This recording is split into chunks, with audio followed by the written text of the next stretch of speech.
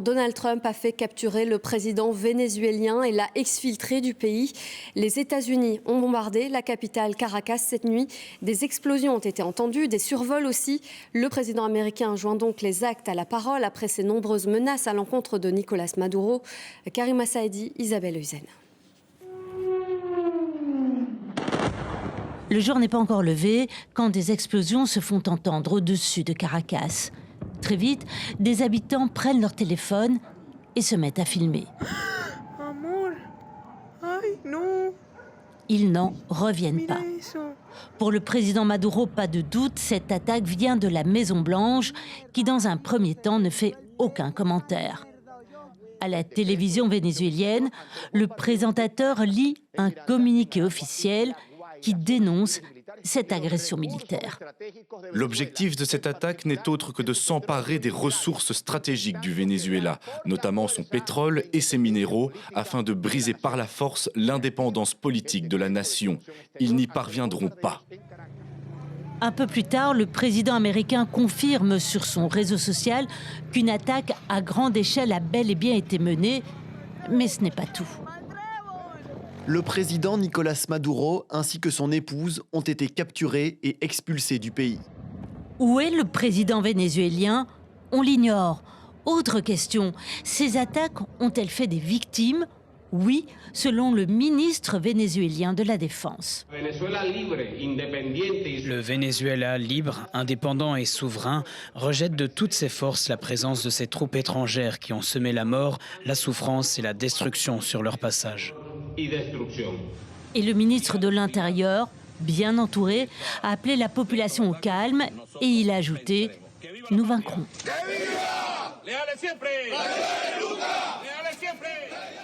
Et on va tout de suite rejoindre notre correspondant aux États-Unis, Axel Monnier. Vous êtes à Washington. Donald Trump enlève un autre chef d'État, c'est du jamais vu. Ça va susciter des réactions. Il bypasse une nouvelle fois le Congrès américain. Oui, effectivement, la Constitution américaine est très claire sur le sujet.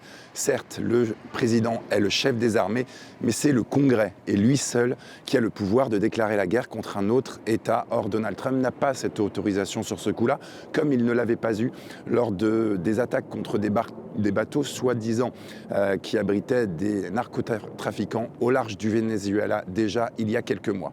Il contrevient aussi aux règles du droit international, puisque le droit international estime qu'un pays peut en attaquer un autre en cas de légitime défense ou d'autorisation préalable de l'ONU. Les États-Unis ne sont dans aucun des deux cas de figure. Et puis surtout, évidemment, il reste cette question de la capture d'un chef d'État sur son territoire par un autre pays, une rareté dans l'histoire des relations internationales contemporaines, une violation claire de la souveraineté vénézuélienne. Est-ce que Donald Trump peut avoir des conséquences juridiques par rapport à cela? Eh bien, il faudra attendre quelques jours, quelques mois, quelques semaines peut-être pour le savoir. Merci Axel Monnier en direct de Washington. Et Michel Liégeois, professeur en relations internationales, nous a rejoint. Vous êtes professeur à l'UC Louvain. Alors, Donald Trump bombarde Caracas, enlève le président. C'est une manière de procéder finalement très différente de ses prédécesseurs. C'est exceptionnel.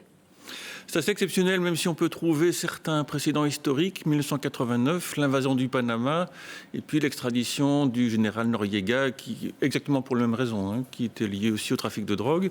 Ici, la particularité, c'est qu'il n'y a pas d'invasion du pays, il y a eu juste quelques frappes, on ne connaît pas encore les détails, et puis cette exfiltration du président à titre personnel, puisqu'il semble que son gouvernement continue à fonctionner et qu'il n'y a pas eu de volonté de renverser le gouvernement dans C'est une opération très personnelle pour Nicolas Maduro. Alors ça y ressemble, on n'a pas beaucoup, évidemment, à ce stade de détails, mais c'est vrai que ça ressemble assez bien à la diplomatie de Donald Trump, qui personnalise énormément les choses, à la fois en positif et à la fois en négatif. Ici, on a une personnalité politique qui lui résiste depuis des mois, malgré des pressions très très importantes, des demandes insistantes de revoir un certain nombre de choses, notamment en matière de politique de lutte contre le narcotrafic.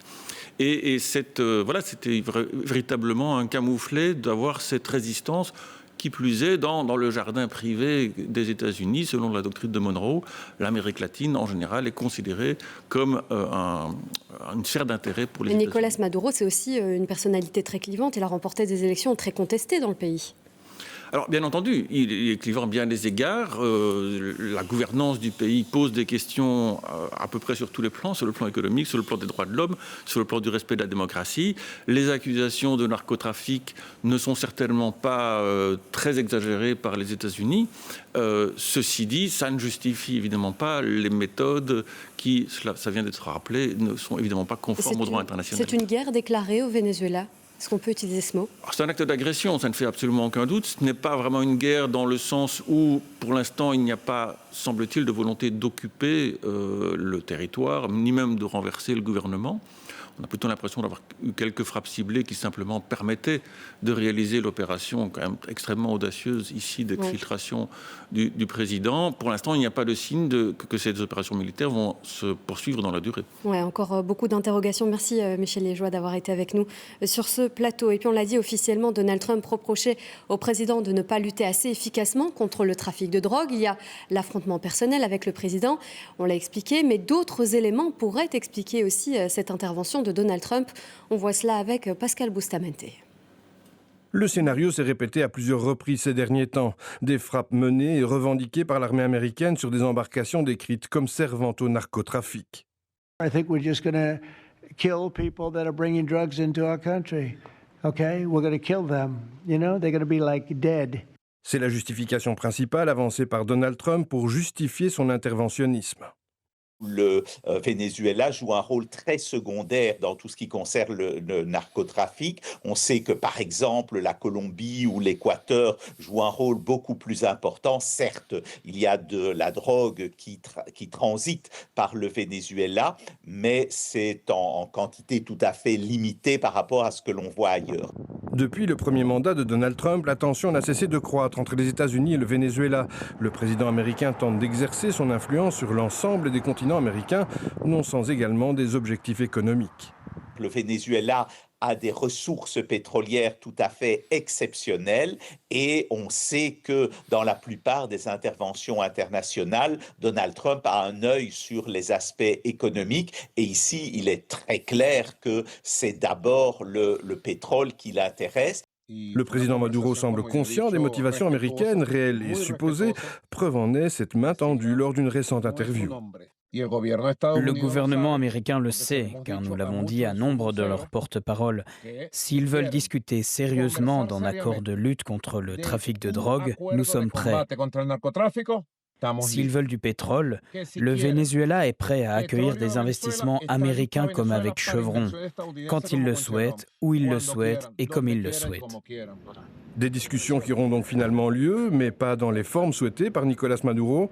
À la place, à la suite de sa capture, elles se tiendront dans un contexte de pression physique maximale. Et on poursuit l'analyse en plateau avec vous, Régis Deratte. Je le rappelle, vous êtes responsable éditorial Monde à la rédaction. Donald Trump qui kidnappe un chef d'État étranger, c'est assez exceptionnel. Oui, c'est une opération extrêmement spectaculaire, une opération coup de poing, un commando de soldats qui vont enlever sur son sol un président souverain. C'est un scénario de film et pourtant on est vraiment dans la réalité et c'est évidemment une opération très grave car frapper un pays étranger, enlever son président, ce n'est pas conforme aux principes du droit international et de la Charte des Nations Unies. Donald Trump poursuit donc sur ce paradoxe. Il affirme être un homme de paix en menant des frappes militaires. Et il mène ses frappes, ses interventions au nom de la lutte contre le narcotrafic, mais ces raisons sont donc aussi politiques, on vient un peu de le voir. Oui, on l'a entendu, Donald Trump accuse le Venezuela d'être un narco-État et le président Maduro d'être le complice des cartels de drogue. Sa réélection à la tête du pays, du Venezuela, a été contestée, elle aurait été truquée et le président américain veut aussi en finir avec les régimes non alignés avec les États-Unis, comme le sont le Venezuela, Cuba ou encore le Nicaragua, des pays de gauche radicale, autoritaires pour ne pas dire des dictatures. L'administration Trump veut un contrôle total sur l'ensemble des États-Unis et cela pour contrer aussi les influences de la Russie et de la Chine qui sont très présents en Amérique latine et qui lorgnent notamment sur les réserves très importantes au Venezuela de pétrole et de gaz notamment. Et on peut dire, Régis, que le régime de Caracas est décapité aujourd'hui. Alors on ne sait pas où se trouve Nicolás Maduro et son épouse, la vice-présidente du Venezuela, demande en ce moment des preuves preuve de vie du président enlevé. Les États-Unis ont annoncé vouloir juger Nicolás Maduro aux États-Unis pour trafic de drogue, donc. Et au Venezuela, des milliers de réservistes sont mobilisés depuis des semaines. Des missiles au passage de fabrication russe sont alignés sur les côtes du Venezuela. Mais les frappes américaines ont dû rendre tous ces systèmes de défense a priori inopérants. Ce matin, en tout cas, l'Union européenne appelle à la désescalade, à la retenue, et l'Espagne propose sa médiation. Merci Régis pour cette analyse très fournie sur ce plateau. Voilà donc pour ce que l'on pouvait dire à cette heure sur cette intervention américaine au Venezuela. On reviendra évidemment sur cette actualité longuement dans le JT de 19h30.